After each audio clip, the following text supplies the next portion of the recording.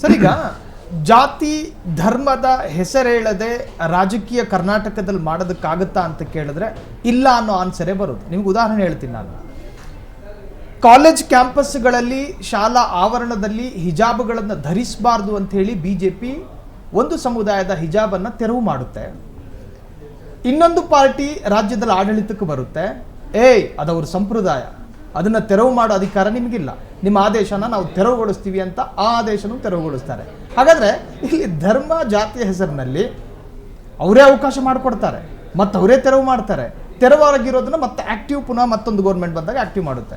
ಅದು ಇಲ್ಲಿ ಯಾವ ಪಕ್ಷವೂ ಕೂಡ ಈ ಜಾತಿ ಧರ್ಮದ ಹೆಸರೇಳದಲ್ಲಿ ಬದುಕೋದಕ್ಕೂ ಸಾಧ್ಯ ಇಲ್ವಾ ಅಂತ. ಇಷ್ಟೊಂದು ವೈವಿಧ್ಯಮಯ ದೇಶದಲ್ಲಿ ಸ್ವಲ್ಪ ಕಷ್ಟನೇ ಅನಿಸುತ್ತೆ. ಈಗ ನೀವು ಯಾವ ಉದ್ದೇಶದಿಂದ ಅದನ್ನು ಹೇಳ್ತಾ ಇದ್ದೀರ ಅನ್ನೋದು ಮುಖ್ಯ ಆಗುತ್ತೆ ಅನಿಸುತ್ತೆ. ಈಗ ನೀವು ಅಲ್ಪಸಂಖ್ಯಾತರ ಅಭಿವೃದ್ಧಿಗಾಗಿ ಮಾತಾಡ್ತಿದ್ದೀರಾ ಅಂದರೆ ನೀವು ಧರ್ಮದ ವಿಷಯ ಎತ್ತಿ ಅದನ್ನು ಹೇಳಬೇಕಾಗತ್ತಲ್ಲ. ನೀವೀಗ ರಿಸರ್ವೇಷನ್ ಕೊಡಬೇಕು ಅಂದರೆ ಅಂತ ನಾವು ಅಲ್ಪಸಂಖ್ಯಾತರ, ಆದಿವಾಸಿಗಳ ಇವರೆಲ್ಲರ ಹೆಸರನ್ನು ಎಲ್ಲವನ್ನು ಜಾತಿಗಳನ್ನು ಮೆನ್ಷನ್ ಮಾಡಿನೇ ಜಾತಿ ಪರವಾಗಿಯೇ ಮಾತಾಡಬೇಕಾಗತ್ತೆ. ಸೊ ಅದು ಜಾತೀಯತೆ ರಾಜಕೀಯ ಅಂತ ಹೆಂಗಾಗತ್ತೆ, ಅದ್ರ ಉದ್ದೇಶ ಏನು ಅನ್ನೋದ್ರ ಮೇಲೆ ಡಿಪೆಂಡ್ ಆಗುತ್ತೆ. ಯಾವಾಗಲೂ ಅದೊಂದಿದೆ, ಅಲ್ಪಸಂಖ್ಯಾತರ ಪರವಾಗಿ ಮಾತಾಡೋದು ಅದು ಜಾತಿ ಪರ ಮಾತಾಡೋದಲ್ಲ. ನೀವು ಬಹುಸಂಖ್ಯಾತರ ಪರವಾಗಿ ಮಾತಾಡಿದಾಗ ಅದು ಜಾತಿ ಪರವಾಗಿ ಮಾತಾಡೋದು. ಅದು ಯಾವಾಗಲೂ ಅಷ್ಟೇ. ಈ ಸಿನಿಮಾದಲ್ಲೂ ನಾನು ಹೇಳ್ತೀನಿ, ನೀವು ಸರ್ಕಾರದ ಪರವಾಗಿ ಅಥವಾ ವ್ಯವಸ್ಥೆಯ ಪರವಾಗಿ ಮಾತಾಡಿದಾಗ ಅದು ಪ್ರೊಪಗಂಡ ಆಗುತ್ತೆ, ಡೆಫಿನೆಟಾಗಿ ಪ್ರೊಪಗಂಡ. ನೀವು ಜನಪರವಾಗಿರಬೇಕು, ಜನಗಳ ಮಾಧ್ಯಮ ಅದು. ಜನಗಳ ಪ್ರೇಕ್ಷಕರು ನೋಡಲಿಲ್ಲ ಅಂದರೆ ಪೊಲಿಟಿಷಿಯನ್ಸ್ ತೋರಿಸ್ಬಿಟ್ಟು ನೀವು ಪಿಕ್ಚರ್ ಓಡಿಸ್ಬಿಡೋಕ್ಕೆ ಸಾಧ್ಯನಾ? ಇಲ್ಲ, ಸಾಧ್ಯ ಇಲ್ಲ. ಜನಗಳು ನೋಡಿದ್ರೆ ಪಿಕ್ಚರ್ ಓಡೋಕ್ಕೆ ಸಾಧ್ಯ ಅಥವಾ ಸಿನಿಮಾ ನೋಡೋಕ್ಕೆ ಸಾಧ್ಯ. ಅದು ಜನಗಳ ಮಾಧ್ಯಮ. ಸೊ ಜನಗಳಿಗೆ ಹೋಗಬೇಕು ಅಂದರೆ ಜನಗಳ ಪರವಾಗಿರಬೇಕು, ಜನಗಳ ಸಮಸ್ಯೆಗಳಲ್ಲಿರಬೇಕು, ಅದು ಜನಗಳ ಸಮಸ್ಯೆಗಳಿಗೆ ಉತ್ತರಗಳಿರಬೇಕು.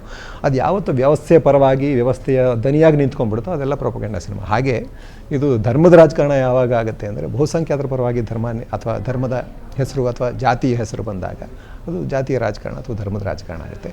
ನೀವು ಅಲ್ಪಸಂಖ್ಯಾತರ ಪರವಾಗಿ ನಿಂತ್ಕೊಂಡಾಗ ಅದನ್ನು ಕೆಟ್ಟದಾಗಿ ಇವರು ಏನು ಮಾಡಿಬಿಟ್ಟಿದ್ದಾರೆ, ಅದು ಅಲ್ಪಸಂಖ್ಯಾತರ ಓಲೈಕೆಯನ್ನು ಮಾಡಿಬಿಟ್ಟಿದ್ದಾರೆ. ಇವ್ರಿಗೇನು ಅರ್ಥ ಆಗಲ್ಲ. ತುಂಬ ಸಿಂಪಲ್ ಅಲ್ವಾ? ನೀವು ರಾಜಕೀಯ 80% ಹಿಂದೂಗಳಿದ್ದಾರೆ, 20% ಮುಸ್ಲಿಮರಿದ್ದಾರೆ ಅಂತ ಇಟ್ಕೊಂಡಾಗ ನೀವು 20% ಓಲೈಸಿದ್ರೆ ನಿಮಗೆ 20% ಓಟೇ ಬರುತ್ತೆ. ಅದನ್ನ ಓಲೈಕೆ ರಾಜಕಾರಣ ಅಂತ ಹೆಂಗೆ ಅಂತೀರಾ? ನೀವು ಅದನ್ನೇ ಹಿಂದೂಗಳನ್ನ ಓಲೈಸಿಬಿಟ್ರೆ 80% ಬಂದ್ಬಿಡುತ್ತಲ್ಲ, ಸಲೀಸಲ್ಲ ಗೆಲ್ಲೋದು. ಲಾಜಿಕ್ ಇಲ್ಲ ಹಾಗಾದ್ರೆ ಅಲ್ಲಿ. ಸೊ ಅದು ಒಂದು ಹಾಗೆ ವಿತಂಡವಾದ ಒಂಥರ. ಒಟ್ಟಿನಲ್ಲಿ ವಿಲನೈಸ್ ಮಾಡೋದಕ್ಕೆ ನೀವು ಅಲ್ಪಸಂಖ್ಯಾತರ ಪರ ಅಂತ ಹೇಳ್ಬಿಡ್ತಾರೆ. ಜೊತೆಗೆ ಹಿಜಾಬ್ನ ಇದರಲ್ಲಿ ತುಂಬ ಕೆಟ್ಟ ರಾಜಕಾರಣ ನನಗನ್ಸಿದ್ದು ಅಂದರೆ ನಾವು ಆಗಲೇ ಮಾತಾಡ್ತಾ ಇದ್ದಲ್ಲ, ಹೇಳ್ತಾ ಇದ್ನಲ್ಲ, ಅದು ಹೆಂಗೆ ಅಂದರೆ ಆ್ಯಕ್ಚುಲಾಗಿ ಸುಮಾರು ಜನ ನನಗೆ ಅದನ್ನೇ ಕೇಳ್ತಾರೆ, ನೀವು ಮುಸ್ಲಿಮರ ಬಗ್ಗೆ ಮಾತಾಡಲ್ಲ, ನೀವು ಏನು ಕಮೆಂಟ್ಗಳೆಲ್ಲ ಅದೇ ಬರ್ತಾ ಇರ್ತಾವಂತೆ. ನಾನು ನೋಡೋಕೆ ಹೋಗಲ್ಲ ಕಮೆಂಟ್ನ. ಅವ್ರ ವಿರುದ್ಧ ಯಾಕೆ ಮಾತಾಡಲ್ಲ? ಮಾತಾಡೇ ಇಲ್ಲ ಅಂತಿಲ್ವೇ ಇಲ್ಲ. ನಾನು ಹಿಜಾಬಿಗೆ ನಾನು ವಿರುದ್ಧ. ಹಿಜಾಬು ಮುಸ್ಲಿಂ ಹೆಣ್ಣು ಮಕ್ಕಳನ್ನ ಅಪ್ರೆಸ್ ಮಾಡ್ತಾ ಇದೆ ಅಂತ ನಾನು ಹೇಳ್ತೀನಿ. ಅವ್ರನ್ನ ಹತ್ತಿಕ್ಕೋದಕ್ಕೆ ಅದೊಂದು ಪ್ರಯತ್ನ ಖಂಡಿತ. ಅವಳಿಗೆ ಅವಳ ಡ್ರೆಸ್ಸನ್ನು ಆಯ್ಕೆ ಮಾಡುವಂಥ ಅಧಿಕಾರ ಇರಬೇಕು ಅಂತ ಹೇಳಿ ಇರಬೇಕು, ಇದೆ.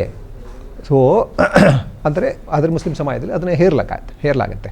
ಸೊ ಅಲ್ಲಿಯ ಹೆಣ್ಣು ಮಕ್ಕಳು ಆಗಲೇ ಅದರಿಂದ ಹೊರಗಡೆ ಬರೋದಕ್ಕೆ, ಅದರಿಂದ ಬಿಡುಗಡೆ ಪಡೋದಕ್ಕೆ ಹೋರಾಡ್ತಾ ಇರೋರನ್ನ ಈ ರೈಟ್ ವಿಂಗ್ನ ರಾಜಕಾರಣ ಏನು ಮಾಡುತ್ತೆ, ತುಂಬ ಎಷ್ಟು ಕ್ಲೆವರಾಗಿ ಯೋಚನೆ ಮಾಡಿದೆ ಅಂದರೆ, ಈಗ ಅದನ್ನು ಯಾವುದು ಅವರ ಸಿಂಬಲ್ಲಾಗಿ ಉಳ್ಕೊಂಡಿತ್ತೋ, ಐಡೆಂಟಿಟಿಯಾಗಿ ಉಳ್ಕೊಂಡಿತ್ತೋ ಅದಕ್ಕೆ ಕೈ ಹಾಕಿ ಅದನ್ನು ನಾವು ಬ್ಯಾನ್ ಮಾಡಿದ್ರೆ, ಅವ್ರು ನಮ್ಮ ವಿರುದ್ಧ ಹೋರಾಡಬೇಕು ಅಂದರೆ ಏನು ಮಾಡಬೇಕು, ಅದೇ ಐಡೆಂಟಿಟಿ ಕಂಡುಕೋಬೇಕು. ಅದೇ ಯಾವ ಹಿಜಾಬಿನಿಂದ ಹೊರಗಡೆ ಬರೋದಕ್ಕೆ ಒಂದು ಮುಸ್ಲಿಂ ಹೆಣ್ಮಗಳು ಹೋರಾಡ್ತಾ ಇದ್ದಾಳೋ ಅದೇ ಹಿಜಾಬಿಗೆ ಅವಳೇ ಅಂಟ್ಕೊಳ್ಳೋ ಹಾಗೆ ಇವರ ರಾಜಕಾರಣ ತೊಗೊಂಡೋಗಿ ಅಲ್ಲಿಡ್ತಾರೆ. ಅವ್ರನ್ನ ಬ್ಯಾನ್ ಮಾಡ್ತಾರೆ, ಅವ್ರು ಮತ್ತೆ ಅದಕ್ಕೆ ಅಂಟ್ಕೋಬೇಕಾಗತ್ತೆ. ಈ ಒಂದು ಕಡೆ ಹಿಜಾಬ್ ಬ್ಯಾನ್ ಅಂತ ಅಂದ ತಕ್ಷಣ ತುಂಬ ಟ್ರೆಡಿಷನಲ್ ಮುಸ್ಲಿಂ ಫ್ಯಾಮಿಲಿಗಳಲ್ಲಿ ಹೆಣ್ಮಕ್ಳನ್ನ ಓದ್ಸೋಕ್ಕೆ ಕಳಿಸೋಲ್ಲ. ಎಷ್ಟೋ ಕಡೆ ಅದಾಯಿತು, ಅವಾಗಾಯಿತು. ಸುಮಾರು ಜನ ಹೆಣ್ಮಕ್ಳನ್ನ ಸ್ಕೂಲ್ಗೆ ಹೋಗ್ಬೇಡಿ, ನೀನು ಪರವಾಗಿಲ್ಲ, ಅದೆಲ್ಲ ಮಾಡೋಂಗಿದ್ರೆ ಸ್ಕೂಲ್ಗೆ ಹೋಗ್ಬೇಡಿ ಅಂತ ಅಂದ್ಬಿಟ್ರು. ಒಂದು ಹೆಣ್ಮಗಳು ಎಜುಕೇಟ್ ಆಗಲಿಲ್ಲ ಅಂದರೆ ಅವಳ ಮುಂದಿನ ಜನ್ರೇಷನ್ ಪೂರ್ತಿ ಎಜುಕೇಟ್ ಆಗಲ್ಲ. ಅವಳ ಮಕ್ಕಳನ್ನ ಹೆಂಗೆ ಎಜುಕೇಟ್ ಮಾಡ್ತಾಳೆ ಅವಳು? ಒಂದು ಹೆಣ್ಣು ಎಜುಕೇಟ್ ಆದರೆ ಅವಳ ಮಕ್ಳು ಎಜುಕೇಟ್ ಆಗ್ತಾರೆ. ಅವಳ ಮಕ್ಳು ಎಜುಕೇಟ್ ಆದರೆ ನೆಕ್ಸ್ಟ್ ಜನ್ರೇಷನ್ ಪೂರ್ತಿ ಎಜುಕೇಟ್ ಆಗುತ್ತೆ. ಅದು ಇವ್ರಿಗೆ ಆಗಬಾರ್ದು. ಈ ಹಿಂದೂ ರಾಜಕಾರಣ, ಹಿಂದೂ ಧರ್ಮದ ರಾಜಕಾರಣ ಮಾಡ್ತಾ ಇರೋರಿಗೆ ಏನಂದರೆ ಅವ್ರು ಎಜುಕೇಟ್ ಆಗಬಾರ್ದು. ನಾನು ಮೊನ್ನೆ ಒಂದು ಲೊಕೇಶನ್ ನೋಡೋದಕ್ಕೆ ಅಂತ ಒಂದು ಪುಟ್ಟ ಶಾರ್ಟ್ ಫಿಲ್ಮ್ಗೆ ಲೊಕೇಶನ್ ನೋಡೋದಕ್ಕೆ ಚನ್ನಪಟ್ಟಣಕ್ಕೆ ಹೋಗಿದ್ವಿ. ನನ್ನ ಊರಿನ ನನ್ನ ರೋಡಲ್ಲಿ ಸುಮ್ಮನೆ ನಾನು ಅಂದರೆ ಪಕ್ಕ ತುಂಬ ಬಡತನದ ಮನೆಗಳು ಬೇಕಾಗಿತ್ತು. ನಮಗೆ ಬಡತನ ಕಾಣಿಸುವಂಥ ಮನೆಗಳು ಬೇಕಾಯಿತು. ಪಕ್ಕ ಡೋರ್ಗಳಿರಬೇಕಾಯ್ತು, ಮೆಟ್ಲುಗಳಿರಬೇಕಾಯ್ತು. ಅದೆಲ್ಲ ನಾನು ಚಿಕ್ಕಂದಿದ್ದಾಗ ನೋಡಿದ್ದೆ. ಸುಮ್ಮನೆ ನೋಡೋಣ ಅಂತ ಗೂಗಲಲ್ಲಿ ಹುಡುಕಿದೆ. ಸ್ಟ್ರೀಟ್ ವ್ಯೂ ಹುಡುಕಿದ್ರೆ ಸುಮಾರು ಕಾಣಿಸ್ತಾ ಇತ್ತು. ಅಲ್ಲಿ ಹೆಂಚಿನ ಮನೆಗಳು, ನಾಟಿ ಹೆಂಚಿನ ಮನೆಗಳೇ ಕಾಣಿಸ್ತಾ ಇತ್ತು. ಅಯ್ಯೋ ನೋಡೋಣ ಅಂತ ಹೋಗಿ ನೋಡಿದ್ರೆ ಹಾಗೇ ಇವೆ. ನಾನು 40 ವರ್ಷ ಹಿಂದೆ ನಾನು ಚಿಕ್ಕ ಹುಡುಗಾಗಿದ್ದಾಗ ಹೆಣ್ಣು ನೋಡಿದ್ನೋ ಅದೇ ಥರ ಇವೆ. ಏನು ಡೆವಲಪ್ಮೆಂಟ್ ಆಗಿಲ್ಲ. ಆದರೆ ಅಲ್ಲಿದ್ದ ಹಿಂದೂ ಮನೆಗಳೆಲ್ಲವೂ ಬದಲಾಗಿವೆ, ಹೆಚ್ಚು ಕಡಿಮೆ ಎಲ್ಲವೂ ಬದಲಾಗಿವೆ. ಮುಸ್ಲಿಂ ಮನೆಗಳು ಅವು ಬದಲಾಗಿಲ್ಲ, ಹಾಗೇ ಇವೆ. ಅಂದರೆ ಅವ್ರ ತನಕ ಸೌಲಭ್ಯಗಳು ಹೋಗೇ ಇಲ್ಲ, ಬಡತನ ಅವ್ರದ್ದು ಹೋಗೇ ಇಲ್ಲ. ಏಸ್ಥೆಟಿಕ್ ಆಗಿ ನಾವು ನೋಡೋಕೆ ಚೆನ್ನಾಗಿದೆ, ನಮಗೆ ನೋಡೋಕೆ ಚೆನ್ನಾಗಿತ್ತು, ಅದು ನೋಡೋಕೆ ಚೆನ್ನಾಗಿದೆ ಅಂತ ಉಳಿಸ್ಕೊಳ್ಳೋದು ಬೇರೆ. ನನಗೆ ಅದರಲ್ಲಿ ತಂಪಾಗಿದೆ ಮನೆ, ಹೆಂಚಿನ ಮನೆ ಚೆನ್ನಾಗಿರುತ್ತೆ ಅಂತ ಉಳಿಸ್ಕೊಳ್ಳೋದು ಬೇರೆ. ಬಟ್ ನೀವು ಬಡತನ ಇದ್ದಾಗ ಅದೆಲ್ಲ ಬರೋದೇ ಇಲ್ಲ ತಲೆಗೆ. ಬಡತನ ಇದ್ದಾಗ ಬಡತನದಿಂದ ಹೊರಗಡೆ ಬರೋದಕ್ಕೆ ಅಷ್ಟೇ ಪ್ರಯತ್ನ ಪಡ್ತಾ ಇರ್ತೀವಿ. ಅದಕ್ಕಿಂತ ನೆಕ್ಸ್ಟ್ ಸ್ಟ್ಯಾಂಡರ್ಡ್ ಏನಿದೆಯೋ, ಒಂದು ಹೆಂಚಿನ ಮನೆಯಿಂದ ಅದರಿಂದ ನಾಟಿ ಹೆಂಚಿನ ಮನೆಯಿಂದ ಸೀಮೆ ಹೆಂಚಿನ ಮನೆಗೆ, ಸೀಮೆ ಹೆಂಚಿನ ಮನೆಯಿಂದ ಮೌಲ್ಡ್ ಮನೆಗೆ ಹೋಗ್ತಾನೆ ಇರ್ತಾರೋ. ನಾವು ಎಷ್ಟು ಹೇಳಿದ್ರು ಅದು ಒಳ್ಳೇದಲ್ಲ, ಆರೋಗ್ಯಕ್ಕೊಳ್ಳೋದಲ್ಲ, ಇದು ಇಕೋಲಾಜಿಕಲಿ ಬೆಟರು ಅಂತೆಲ್ಲ, ಈಕೋ ಫ್ರೆಂಡ್ಲಿ ಅಂತ ಏನು ಹೇಳಿದ್ರು ಹೋಗಿ ಹೋಗ್ತಾರೆ. ಅದು ಯಾವುದೂ ಆಗಿಲ್ಲ, ಅವ್ರಿಗೆ ತಲುಪೇ ಇಲ್ಲ. ಬಡವರಾಗೆ ಅವ್ರನ್ನ ಉಳಿಸ್ಕೊಂಡಿದ್ದೀವಿ. ಈ ಥರದ ಬಡತನದಲ್ಲಿ ಯಾಕೆ ಉಳ್ಕೊಂಡಿದ್ದಾರೆ? ಎಜುಕೇಷನ್ನ ಕೊರತೆ. ನೀವು ಎಜುಕೇಟ್ ಮಾಡ್ತಾ ಜನರೇಷನ್ ಎಜುಕೇಟ್ ಆಗ್ತಾ ಅವರೆಲ್ಲರೂ ಮುಂದುವರಿತಾ ಹೋಗ್ತಾರೆ. ಅಗೇನ್ ಪಾಪ್ಯುಲೇಷನ್ಗೂ ಎಜುಕೇಷನ್ಗೂ ಸಮಸ್ಯೆ ಇದಿದೆ, ಸಂಬಂಧ ಇದೆ ಅಂತ ಹೇಳ್ತಾರೆ.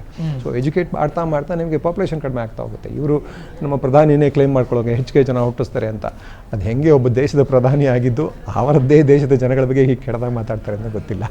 ಬಟ್ ಸ್ಟಿಲ್ ಇದೆಲ್ಲ ಇದೆ, ಎಲ್ಲಿಂದನೂ ಎಲ್ಲಿಗೆ ಹೋಗ್ಬಿಟ್ಟೆ. ಇನ್ನು